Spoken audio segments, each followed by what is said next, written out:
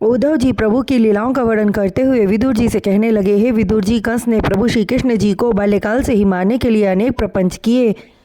कई राक्षसों को भेजा, फिर पूतना राक्षसी को भेजा। वह अपने स्तन कुचों को विष में बनाकर सुंदर ब्राह्मणी स्त्री का रूप धारण कर उन्हें दूध पिलाने के लिए गई, जिससे कि विष युक्त कुचों को मुंह लगाते ही उनके प्राण पखेरु उड़ जाएं। किंतु अंतर्यामी प्रभु सब कुछ जानते थे, उनसे कुछ भी छिपा नहीं है। सो उन्होंने दुग्धपान तो किया, किंतु स्वयं देह न त्याग कर पूतना को मृत्यु के मुंह में डाल दिया। अपनी इच्छा से उन्होंने देवकी की कोख से अवतार लिया और स्वयं आकाशवाणी करके वासुदेव को सचेत किया कि तुम मुझे नंद के घर पहुंचा दो। नंद जी के घर प्रभु द्वारा की गई बाल लीला जगत प्रसिद्ध हुई और अपनी लीलाओं द्वारा ब्रजवासियों को सुख प्रदान करते हुए कंस के भेजे हुए अनेक राक्षसों का वध किया। एक बार प्रभु ने ब्रजवासियों से कहा, आप लोग अनायास ही इंद्र की पूजा करते हैं, गोवर्धन जी पहाड़ हमारी रक्षा करते हैं, वृष्टि, अतिवृष्टि, धूप एवं अन्य आपत्तियों से बचाते हैं, अतः हमें गोवर्धन जी की पूजा करनी चाहिए। ब्रजवासी प्रभु की बात मानकर गोवर्धन की पूजा करने लगे, जिसे देखकर इंद्र अति कुपित हुए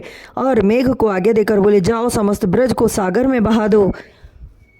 मेघ ने वैसा ही किया, किंतु ब्रजवासियों की करुण पुकार सुनकर प्रभु ने गोवर्धन पर्वत को अपनी एक उंगली पर उठाकर ब्रज की रक्षा की और अपना रूप दिखलाया और इंद्र के अभिमान को चूर किया। गरुड़ जी के साथ जब उन्होंने मथुरा के लिए प्रस्थान किया तो राह में यमुना जी में जल स्नान करते समय उन्हें अपना चतुर्भुज रूप दिखलाकर उनके मन की व्यथा को दूर किया। गुरुकुल में वेद अध्ययन करते समय अल्पायु में मृत्यु को प्राप्त हो चुके संदीपनी गुरु के पुत्र को यमपुरी से लाकर गुरुदक्षिणा अर्पित की। जरासंध की 17 अक्षौहिणी सेना को परास्त किया। रुक्म की बहन रुक्मिणी को अनेक राजाओं को परास्त करते हुए हर लाए। जामवंत को जीतकर उसकी अति स्वरूप वाली पुत्री जामवंती को अपनी पटरानी बनाया।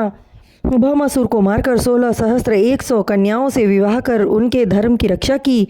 नग्नजिति को स्वयंवर में जीतकर वरण किया। महाभारत में बिना अस्त्र के रहे, किंतु अपनी माया से अर्जुन द्वारा 18 अक्षौहिणी सेना का संहार कराया।